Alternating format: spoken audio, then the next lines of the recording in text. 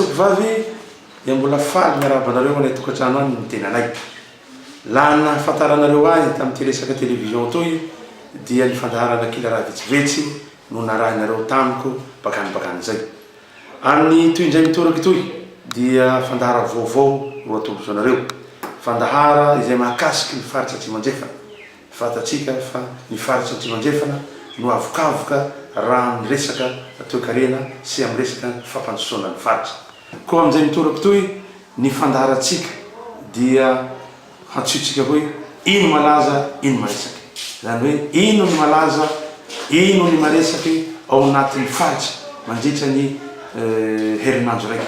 Zany hoe sak herinandro zany tsika sak lahady dia hita ny vaovao ny faritra eto amin'ny fandaharana soa talidy. Izay zany nanasako anareo amin'ny ity fandaharana vaovao ity. Ny mety hoendrikendriky ny fandaharana izay aseho eto dia ny mahakasika ny tanàtsika toy.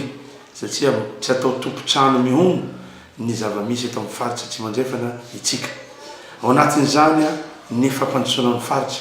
Ao anatin'izany ny resaka ara-toe-karena. Izany rehetra izany dia anasanantsika.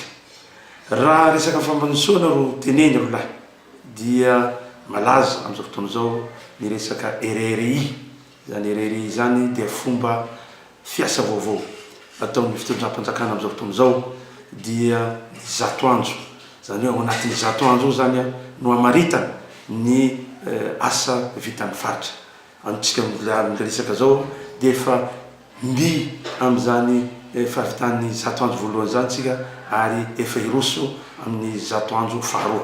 Ka manoloana zany sady olobe mitantana ny faritra ny lehibe ny faritra Tsimandrefana, izy no anazava amintsika hoe aiza ho aiza ny vita tao anatin'izay 100 andro na ny RRI voalohany izay. Mizara ho faritra efatra ny faritany Toliara. Faritra Tsimandrefana no reny vohim-paritany izay manana ponina 520 sy iray alina sy iray tapitrisa eo izay miparitaka ao anatin'ny velarantany 436 sy 9 kilometatra toradroa. Misy distrika 5 no mandrafitra an'ity faritra Tsimandrefana ity izay manana commune raika amby roapolo amby zato, fokontany 420 sy 900 sy arivo ao anatiny. Manomboka ny taona 420 no mankaty dia efa 5 ireo lehiben'ny faritra ny fandimby nitondra an'ity faritra Tsimandrefana ity. Amin'izao fotoana izao anefa dia ny fampitomboana ho 300 isanjato no teo aloha ny vola miditra eo anivo ny vondrom-bahoaka aparitra itsinjaram-pahefana na ny CTD no anisany laharam-pahamehana ho an'ny fitondram-panjakana amin'izao fotoana izao. Hoentina ampandrosoana ny faritra no tandrona amin'izany.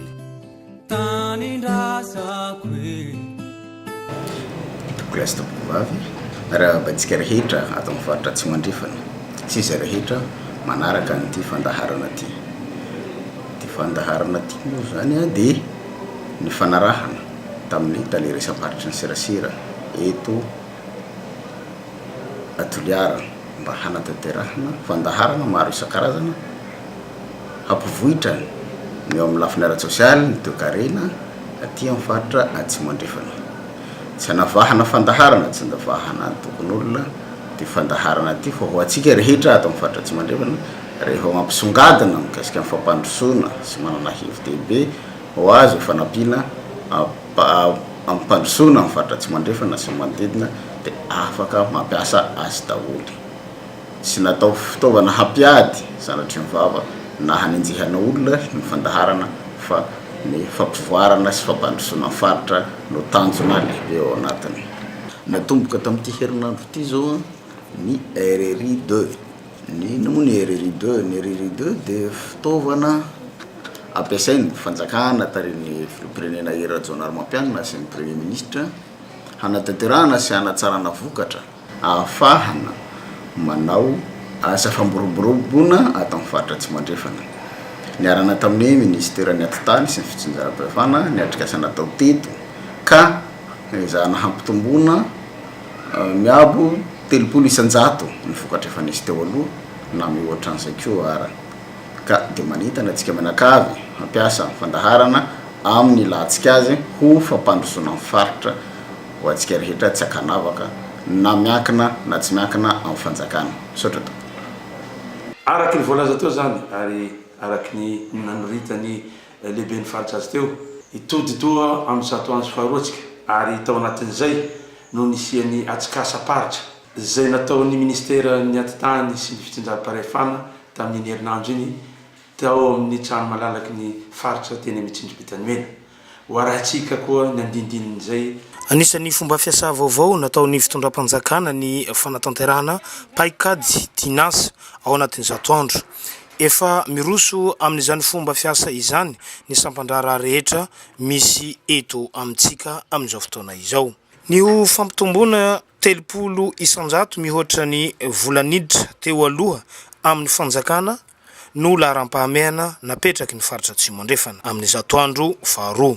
Tsy voasamba ny teny natao fa nisy hatramin'izay nahatongavana eto ny 3 volana voalohany izay nahitana ny erery faritra Tsimondrefana tamin'izay dia momba ny fandriampahalemana, hanatsarana ny fandriampahalemana sy hanatsarana ny fomba fiasa standard de service.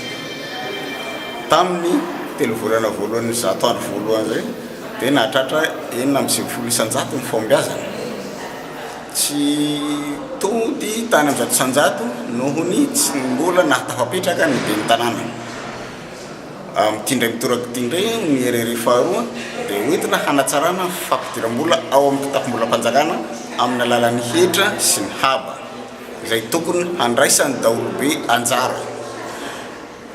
Betsaka ny efa mahalala ny fanao an'izay. Misy ihany koa ny olona izay mbola tsy mahalala ny tokony handaovany an'izay hetra sy haba izay. Ka atao izay hiakarany eo, tanjona moa amin'izao dia hampakatra azy mihoatra ny 30 isanjato noho ny fotoana mitovy tamin'ny herintaona mba ahafahana manatsara mampandroso ny faritra ho tombony ho an'ny faritra zay ho fampandrosoana amin'ny firenena. Erery 2 satria efa nisy an'le erery voalohany zay nisafidianan'ny ministère ny atitany sy ny fitsinjaram-pahefana faritra anankitelo dia ny faritry Itasy, faritry Bongolava ary ny faritry Alaotra Mangoro. Dia tamin'izay fotoana zay dia piste d'engagement efatra no natao. Dia ny tanjona ontratrarina ny fanarana tamin'izay dia ho atombo 30 isanjatony ny fidiram-bola eo anivon'ireo vondrom-paritra itsinjaram-pahefana. Dia ny vokatra azo tamin'io erery voalohany io dia ny ohatra lavitra no ny tanjona zay napetraka. Raha 30 isanjato no ny fanarahana dia nahatratra hatrany amin'ny 50 isanjatony ny vokatra azo tamin'izay. Dia niditra indray moa araky ny toromarika ny gouvernementa, niditra indray ny erery faharoa, zato andro faharoa zany. Dia nisafidy indray ny ministère ny atitany nandray ny atao hoe piste d'engagement anankiroa. Dia le piste d'engagement teo aloha zany tazomina le anankiray le hoe fanatsarana ny fidiram-bola ny volobaoka itsinjaram-paritra, zay ny ray. Dia ny piste d'engagement faharoa dia ny fametrahana ny atao hoe standard de service eo anivon'ny commune Ambonivohitra ao Antananarivo. Dia ny ataonay aty Toliara zao dia le piste d'engagement voalohany le hoe fanatsarana ny fampidiram-bola eo anivon'ny volobaoka paritra. Raha ny fijerinay azy avy any amin'ny central zany sy ny fahavitriha ny fandraisana anjara ato dia mahaverim-panantenana zany ny mety ahazahoana vokatra tsara aty anivon'ny faritra Tsimondrefana satria herinandro mialohan'ny nahatongavanay aty dia efa mifandray tsy tapaka tamin'ireo tompona andraikitra aty an-toerana zany izahay ekipa avy any amin'ny central. Irarina arak'izany ny ahatrarana ny tandrona izay napetraky ny fitondram-panjakana ho amin'izany zato andro faharoa izany. Ny tapany fahatelo amin'ity fandaharana izay arahintsika androany toy dia mahakasika antsika koa tiamo toy satria laha resahy tatoy dia riaky roy ro raha mahavantatsika. Ka amin'ny ty herinandro ity dia hisy ny fankalazana ny andro iresa-pirenena mahakasiky ny riaky.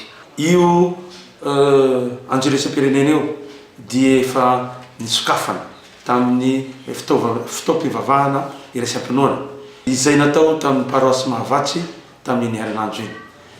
Fotoam-pivavahana izay notanterahina natao amin'ny paroasy mpanjaka vavin'Iriaka eny Mahavatsy no nanamarihana ny fankalazana ny andro maneran-tany ho an'ny mpiasa sy mivelona amin'ny ranomasina. Ho an'ny Madagasikara manokana dia ny farany herinandro iny no nankalazana izany. Manandaza satria natokany fikavarana resam-pirenena ho an'ny ranomasina ho an'ny May ho andro resam-pirenena ho an'ny ranomasina sy Tantsambo ny faha 30 volana Septambra 2020. Ho antsika eto Madagasikara dia safidiana ny faha 15 sy ny faha 16 volana Septambra akalazana an'izany andro manandaza zany ary natao pahy ny fanjakana malagasy tary ny filoham-pirenena Roa Mampianana anaovana ny fankalazana natao any. Tsy ambany raha ny ranomasina sy mombamomba azy amin'ny fotoram-panjakana amin'izao. Porofony zany tsy sasatra mitady vahaolana ho fiangenana sy fikolokoloana ny ranomasina sy ny sisin'ny ranomasina fotoanana mijoro ary atsika io ka rariny raha tanova. Faniriany reto mpikambana sy mpandrara an-dranomasina ny hisian'ny fanamboarana eo anivon'ny poro mba hahafahan'ny sambo lehibe miantsona eto Toliara ka hampandroso ity faritra ity izany. Nofaranana tamin'ny lalao ara-panatanjahantena izay notanterahina natao amin'ny kianjan'ny Maître Kiramo ny fankalazana tamin'ity taona ity. Tompo lahy vavy ino anay fa nahitanareo fahafinaretana ny nahita ity fandarana voalohany izay natolotsy ny faritra ao anareo ity. Araky ny voalazako tambony taroya hisaky lahady ity fandarana ity. Amizay no anasanay ireo tompona andraikitsy isan-karazana hamelabelatsy amitsika ny tsara ho fantatra na ny amin'ny service tsirairay zay na ny sapanjaratsy samy hafa. Ka hoy izahay manao velomanareo amin'ny herinandro ho avy indraiky. Veloma rona.